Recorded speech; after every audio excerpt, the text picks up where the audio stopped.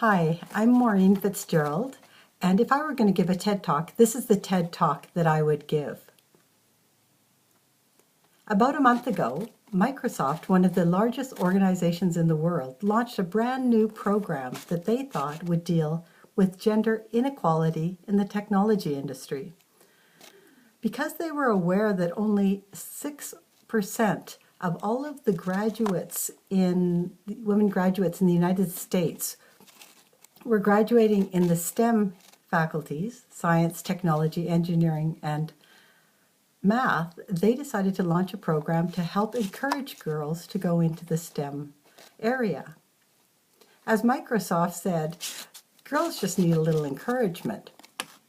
So they introduced a video, websites, even got their own hashtag. But this is what I want to say. I think this seems much more like a marketing exercise than a real attempt to end the problems in the technology industry. I also think that by focusing on girls in particular and suggesting that they need to improve actually masks the real problem of gender inequality.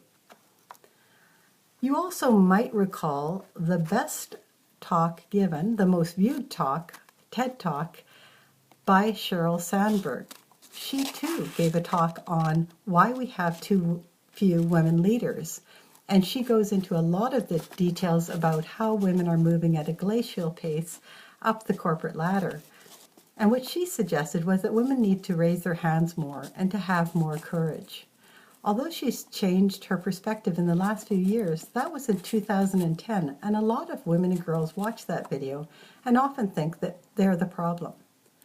So these two examples that I've given you, the Microsoft campaign to help girls in STEM, and the TED Talk suggesting that women need to improve, are what I call trimming the branches of a tree. If you think of a tree, they're just dealing with the branches and not dealing with the roots of the problem.